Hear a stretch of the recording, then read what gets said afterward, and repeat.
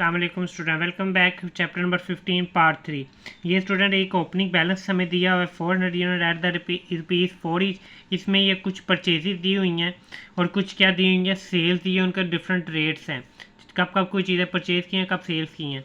आगे enter the above transactions in the books of account under periodic and perpetual system of accounting. दो में आपको पता है मेथड सिस्टम होते हैं, पीरियोडिक होता है और एक कौन सा होता है, परपेचुअल होता है। Calculate the cost of inventory under periodic and perpetual system using FIFO and weighted average. ये जो दोनों ही मेथड है ना, बड़े आसान है। पहले ये देख लें, हम यूनिट निकालें, टोटल यूनिट्स हमने निकालने हैं। तो ये देखें, पहले ओपनिंग इन्वेंट्री हमें कितने यूनिट से ओपनिंग इन्वेंट्री में 400। उसके बाद परचेजेज, टोटल कितने परचेज किए हैं, 1000, 1200 और 800। इन तीनों को प्लस करोगे 3000 हो जाएगा। ये टोटल प्लस करोगे 3400। उसमें सेल कितने की हैं, 700 यूनिट, 1000 यूनिट और 500 यूनिट। इनको प्लस करोगे 2200, इनमें से माइनस कर दोगे, टोटल क्लोजिंग इन्वेंट्री कितनी आ जाएगी, 1200 आ जाएगी। ठीक है। अब हमने जो सेल्स की हैं, सेल्स का उसने बताया था कि कितने करने हैं, 12 से मल्टीप्लाई करना है। सेल्स का उसने सबका रेट एक ही बताया था, एट द ₹50। इधर भी सेल सबका 12 था, इसलिए पहले 700 थे, उसको मल्टीप्लाई बाय 12 किया, फिर 1000 था मल्टीप्लाई बाय 12, फिर 500 मल्टीप्लाई बाय 12। टोटल सेल्स हमारी कितने की आ गई, 26,400 की हमारी सेल्स आ गई है। ठीक है। अब आगे general entries.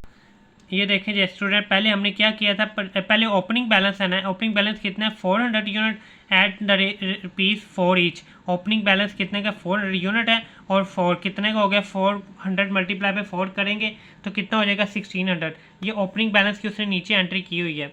Cost of goods sold 1600 debit और ओपनिंग स्टॉक अकाउंट क्रेडिट। उसके बाद थी परचेजेस कितने की हैं, 1000 की एट द ₹5। 1000 को 5 से मल्टीप्लाई करेंगे, कितना आ जाएगा, 5000। तो परचेजेज, जब हम गुड्स परचेज करते हैं तो एंट्री क्या करते हैं, परचेजेज अकाउंट डेबिट और कैश अकाउंट क्रेडिट। ठीक है। परचेजेज एक्सपेंस होता है, एक्सपेंस इंक्रीज होता है डेबिट, और कैश हमसे चला जाता है, एसेट डिक्रीज हो गया तो कैश क्या हो गया, क्रेडिट हो गया। तो ये पहली एंट्री होगी। और ये हो गया पीरियोडिक के मुताबिक। परपेचुअल के मुताबिक क्या होगा, इन्वेंट्री परचेजेज अकाउंट डेबिट और कैश अकाउंट क्रेडिट। उसके बाद ना दूसरे नंबर पर हमने सेल्स की हुई हैं। सेल्स कितने की हैं, ₹700 एट द रेट 12 ईच। तो आप कितने की सेल्स, कितने यूनिट की हैं, 700 की हैं, कितने की हैं, 12 ईच। तो अब सेल्स अकाउंट इसके ऊपर पीरियोडिक के अंदर तो सिंपल ही है, सेल्स हमारी इनकम होती है, तो इनकम हमसे इंक्रीज हो तो वो क्या होती है, क्रेडिट होती है। और कैश हमें आया, चीज़ें बेची हैं तो हमें क्या आना है, कैश आना है, तो एसेट्स इंक्रीज हो जाएगा, cash account debit, sales account credit. Perpetual के अंदर भी ना ये पहली तो सेम है, दूसरा इसका FIFO के मुताबिक करना है, तो उसके मुताबिक कितना आएगा, 3100। अब ये 3100 कैसे आया, FIFO का मतलब क्या होता है, फर्स्ट इन फर्स्ट आउट, जो पहले आई हैं वो पहले देने हैं आपने। फॉर एग्जांपल इधर से देखें, कितने यूनिट हमने सेल की हैं, 700 यूनिट।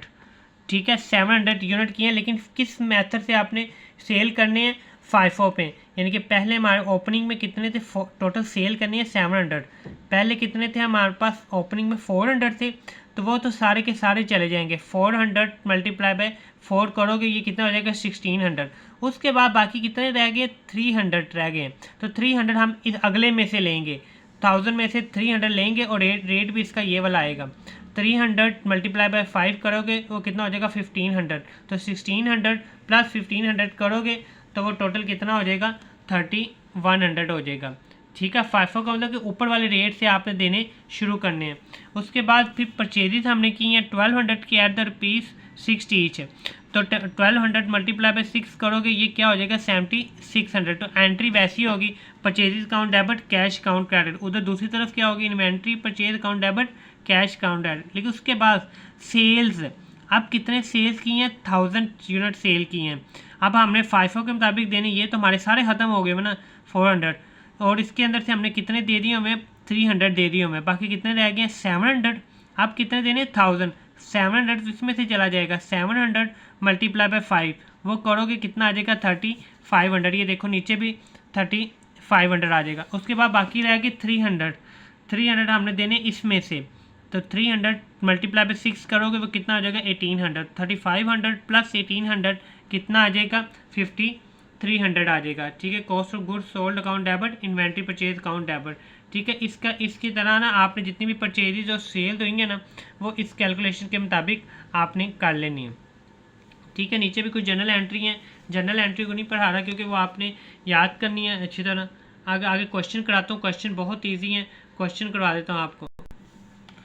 आगे स्टूडेंट क्या, cost of closing inventory. Cost of closing inventory क्या होता है, फाइफो मेथड से पहले हमने करना है। कौन सा मेथड अडॉप्ट करना है, फाइफो। फाइफो का मतलब क्या, फर्स्ट इन फर्स्ट आउट। तो हमारे पास कितने यूनिट से, 1200 यूनिट से पहले। अब ये इधर देखें, क्लोजिंग पे हमारे पास कितने थे, 1200। तो अब 1200 हमने देने हैं, लेकिन फाइफो मेथड के मुताबिक।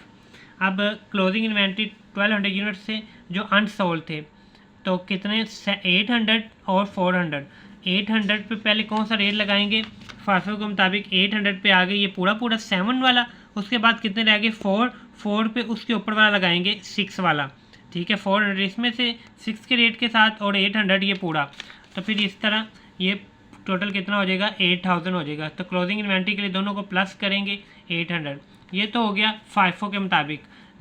वेटेड एवरेज के मुताबिक क्या फॉर्मूला होता है, total cost of opening inventory plus purchases divided by total unit of opening inventory plus purchases. तो आप देखोगे पीछे ओपनिंग इन्वेंट्री 1600 की है टोटल, और परचेजेज कितनी की है, 17800। ये देखें ना, ओपनिंग इन्वेंट्री ये आ गई, ओपनिंग इन्वेंट्री, ये ओपनिंग इन्वेंट्री 1600 और परचेजेज कितनी की है, 17800 की। तो ये दोनों ऊपर आ गई और नीचे इनके यूनिट्स आ गए। ओपनिंग इन्वेंट्री के यूनिट आपने देखे थे 400 से, और टोटल परचेजेस जितने यूनिट किए हैं वो 3000 से। इनको डिवाइड करोगे ये आ जाएगा। फिर जो 1200 यूनिट आपके थे रिमेनिंग अनसोल्ड, उसको इससे मल्टीप्लाई कर देंगे तो ये कॉस्ट ऑफ क्लोजिंग इन्वेंट्री आ जाएगी। ये फाइफो के मुताबिक भी ना बहुत इजी है। आपको लग रहा होगा ये बहुत बड़ी खिचड़ी पकड़ी है कोई, बहुत ही वेरी वेरी वेरी इजी है। पर मेथड हम कौन सा देख रहे हैं, फाइफो। फाइफो मतलब फर्स्ट इन फर्स्ट आउट। ये आप पीछे से देख लेना, पहले हमारी एंट्री क्या थी, ओपनिंग बैलेंस। ओपनिंग बैलेंस कितनी थी, 400, रेट कितना था 4, ये मल्टीप्लाई करोगे 1600। ये तो पहली एंट्री इधर ख़त्म हो गई। अब उसके बाद हमने परचेजेस किए थे, कितने यूनिट हमने परचेज किए थे, क्वेश्चन में देखना 1000 यूनिट परचेज किया था, रेट उसका क्या था 5, मल्टीप्लाई करेंगे 5000। तो ये पहले ऊपर वाला जो ओपनिंग वाला ये वैसे लिख लेंगे। उसके बाद जो नए परचेज़ किए हैं वो इसके नीचे आई जाएंगे। ठीक है, 1000, 5 का रेट 5000। उसके बाद हमने क्या किए थे, सेल किए थे, कितने यूनिट सेल किए हैं, 700। तो कौन सा मेथड हम अडॉप्ट कर रहे हैं, फाइफो। तो 700 यूनिट पे हमने देखना था अब रेट कौन सा लगाएं। ठीक है, पहले हमारे पास इधर से शुरू होना है। ओपनिंग हमारे पास कितने थे, 400 यूनिट से, वो कितने का 4 का रेट है। तो ये 400 मल्टीप्लाई बाय 4 कितना आ जाएगा, 1600। सेल्स कितने करने हैं, 700, बाकी कितने रह गए, 300 रह गए। 300 पे अब ये तो सारे ख़त्म हो गए, उसके नीचे वाले पे रेट लगाएंगे, 300 लेंगे इसमें से, फाइफो यानी कि ऊपर से नीचे, फर्स्ट इन फर्स्ट आउट। जो पहले आए वो सारे ख़त्म हो गए, अगलों की बारी बाद में। अब इसमें से 300 लेने, 300 मल्टीप्लाई बाय 5 करोगे तो वो कितना आ जाएगा, 1500। ठीक है, बाकी 1000 में से बाकी कितना रह गया, 700, रेट वैसे 75 दा 35। उसके बाद अगली डेट को हमने क्या किया, परचेज़ किए हैं 1200, 6 रेट 7200। ये ऊपर वाला तो वैसे ही आ जाएगा ये वाला। उसके बाद ये जो नए परचेज़ किए हैं ये इसके नीचे आ जाएगा। ये जो बोल्ड लाइन लगी है ना, इसका मतलब कि ये नई एंट्री है, इधर ख़त्म हो गया, अब नई शुरू हो रही है। उसके बाद हमने क्या किया, 1000 यूनिट सेल किए हैं। ठीक है, 1000 यूनिट्स क्या किए हैं, सेल किए हैं। अब हमने 1000 देखने हैं, एक तो हमारे पास ये जो 700 था मल्टीप्लाई बाय 5 रेट वाला, ये तो पूरे का पूरा चला जाएगा। 1000 करने थे, बाकी 300 रह गया। आप 300 इसमें से लेंगे नीचे, क्योंकि फर्स्ट वाले पहले उसके बाद वाले, 300 इसमें से लेंगे, रेट इसके वाला आएगा 1800। ठीक है, तो अब ये 1200 में से ये अपना हमारा इसमें से हमने 1200 में से सिर्फ कितने लिए हैं, 300, बाकी कितने रह जाएंगे, 900 रह जाएंगे। रेट वही 96 था 54। फिर परचेजेस किए हैं ये इसके नीचे आ गए। फिर जो सेल किए हैं, कितने सेल करे थे, 500 यूनिट्स, तो वो ऊपर वाले में से ही पूरे हो जाएंगे। 900 से 500 लेंगे, बाकी इधर रह जाएगा 400, ये 800 वैसे ही। फिर इन दोनों को प्लस कर देंगे। ठीक है, वेटेड एवरेज भी बहुत ईजी है। वेटेड में क्या होना है, पहले ओपनिंग बैलेंस तो वैसे ही आ गया। उसके बाद परचेजेस किए हैं कितने, 1000, 5 पीस का उसका यूनिट था, मल्टीप्लाई बाय 5000, तो अब हमने सवाल ये कब रेट कैसे लिखना है, इसके लिए क्या करना, नीचे वर्किंग भी बताई हुई है। दोनों का जो कॉस्ट होती है, जैसे पिछली कॉस्ट कितनी 1600 और इसकी कॉस्ट कितनी है 5000, तो 5000 और 1600 करोगे कितना हो जाएगा 6600 हो जाएगा। डिवाइडेड बाय करने होते हैं इनके टोटल जो यूनिट हैं, पहले यूनिट कितने थे 400, अब कितने यूनिट है परचेज किए 1000, प्लस करोगे तो 1400, तो 6600 डिवाइडेड बाई 1400 करोगे तो 4.712 रेट आ जाएगा। तो फिर उसको जो टोटल यूनिट है ना 1400 उनसे मल्टीप्लाई करके आगे लिखना है। उसके बाद सेल का यहाँ काम ईजी है, 700 यूनिट सेल करने थे, एक ही रेट है, उसको मल्टीप्लाई कर देंगे ये 3300।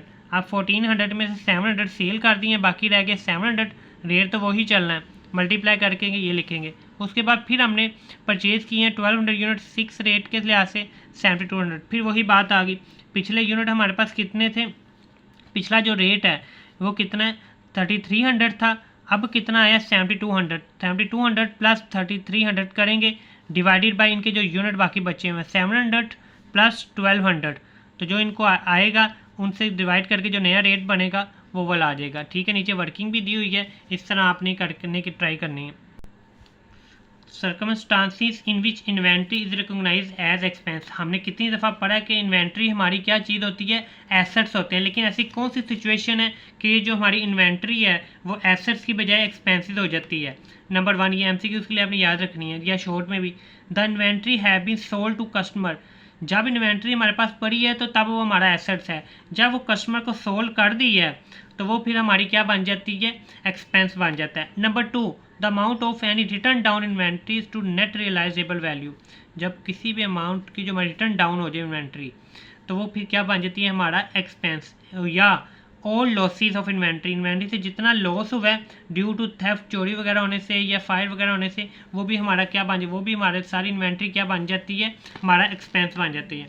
अगला क्वेश्चन भी बड़ा छोटा सा बड़ा इजी है, ये लंबा नहीं है, ये दोनों में से कोई एक मेथड आपने करना होता है। मैं ऊपर वाला काट दिया, आपका वो दिल करे वो कर लेना, नीचे वाला करना नीचे वाला कर लेना। Sumaiya associated engage in production of surgical item, the following data is available for the month of March, opening stock उसका इतना है, प्रोडक्शन उसकी इतनी है, क्लोजिंग स्टॉक ये है, expense charge to income statement, इसका सिंपल ये फॉर्मूला यूनिट सोल्ड, फॉर्मूला क्या, opening units plus unit produced minus closing units. Opening units कितने थे हमारे पास, ये देखें 300 यूनिट प्लस यूनिट प्रोड्यूस कितने किए हैं 30,000, और उसमें से माइनस कर दें जो क्लोजिंग यूनिट्स है वो कितने 2000, ये करोगे 3100 आ जाएगा। रेट सबका एक ही है 100, तो 31,000 जो यूनिट आए हैं उनको 100 से मल्टीप्लाई करेंगे तो 31 लाख आ जाएगा। ठीक है, तो ये सिंपल क्वेश्चन था। अब recognition of inventory as an expense, ये भी सिंपल ही है, ओपनिंग स्टॉक इतना है, परचेजेज एट द रेट इतना, क्लोजिंग स्टॉक इतना है।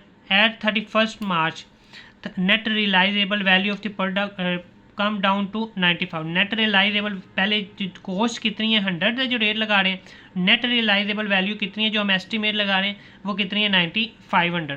पहले तो देखो ओपनिंग स्टॉक दोनों का हमने फाइंड करना है, एक क्लोजिंग स्टॉक को एट नेट रियलाइजेबल वैल्यू का भी फाइंड करना है और कॉस्ट का भी करना है। पहले ओपनिंग स्टॉक दोनों का सेम ही रहेगा, 300 मल्टीप्लाई बाय 100 करोगे वो क्या आ जाएगा 30,000, दोनों का ओपनिंग सेम। उसके बाद परचेजेस 1000 मल्टीप्लाई बाय 100, ये 1 लाख दोनों का वैसे ही आ जाएगा, इनको प्लस कर लो 1,30,000। अगला सिर्फ फ़र्क पड़ना है क्लोजिंग पे, क्योंकि क्लोजिंग नेट रियलाइजेबल वैल्यू की कितनी है 95 और उसकी कितनी है 100। तो पहले तो यूनिट कितनी है, यूनिट दोनों के सेम है, कितने 200 यूनिट है, तो इसके 200 multiply net realisable value 200 multiply by इसकी कॉस्ट नेट रियलाइजेबल वैल्यू की 95 है तो ये आ जाएगी, और उसकी कितनी है 100 है, 200 मल्टीप्लाई बाय 100 करोगे ये, तो इन दोनों को माइनस करोगे तो ये आ जाएगा। अब इससे हमने नतीजा क्या निकाला है, रिजल्ट क्या निकला है, reducing the value of closing stock net realisable value would cause increase the cost of goods sold. अब देखो वो कह रहा है कि जब आपने नेट रियलाइजेबल वैल्यू कम की थी 100 से, ये 5 रुपये कम की थी, तो क्या हो गया कॉस्ट ऑफ गुड्स सोल्ड आपकी क्या हो जाती है, इंक्रीज हो जाती है। MCQ के लिए याद रखना, जब हम नेट रियलाइजेबल वैल्यू कम करते हैं तो हमारी कॉस्ट ऑफ गुड्स सोल्ड क्या हो जाती है, इंक्रीज हो जाती है। ठीक है, ये देखो 1,11,000 और ये क्या था 1,10,000। ठीक है, उसके बाद ये कुछ रूल्स हैं, problem of stock taking under periodic system. Under periodic अब क्या क्या इसके साइड इफेक्ट हैं वो उसने सारे बताए हुए। Under periodic inventory system closing stock is physically counted verified and valuate at the end of reporting period. सबसे बड़ा नुकसान है कि एंड पे करते हैं। अगर कोई कारोबार बहुत बड़ा है तो उसके लिए क्या हो जाना, बड़ा मुश्किल हो जाना कि एक एक चीज़ का वो अच्छी तरह साफ करे। कभी कोई लेट इन्वेंट्री आती है, कोई जल्दी आती है, तो वो फिर पता नहीं चलना। तो इसने ये दो मेथड दिए हुए उसने। If the stock take later date, अगर बाद वाली डेट में कुछ आपने ख़रीदा है तो उसकी कैसे एडजस्टमेंट करनी है, ये सारा ना आपका फॉर्मूला है कि क्या क्या चीज़ें आपने ऐड करनी है और क्या क्या फॉर्मूले में से माइनस करनी होती है। तो क्या नहीं करना, goods bought before closing date से पहले जो खरीदेंगे उसका कोई इफेक्ट नहीं होना। उसके बाद है अगर कोई अर्लियर डेट, शुरू वाली डेट में कुछ खरीदा है तो ये उसका फॉर्मूला है सारा, ठीक है। तो ये सारा आपने याद रखें। टू गुड डेट्स का मतलब है कि जब आप असल में जब बना रहे हो और जब खरीदा है, ये दो डेट की बात हो रही है जहाँ पे 2 डेट्स लिखा होगा। तो ये सारा फॉर्मूला आपने अच्छी तरह कर लेना है, ठीक है। फिर भी अगर आपको कोई प्रॉब्लम हो तो आप कमेंट्स में अच्छी तरह पूछ सकते हो। Okay, thank you, take care.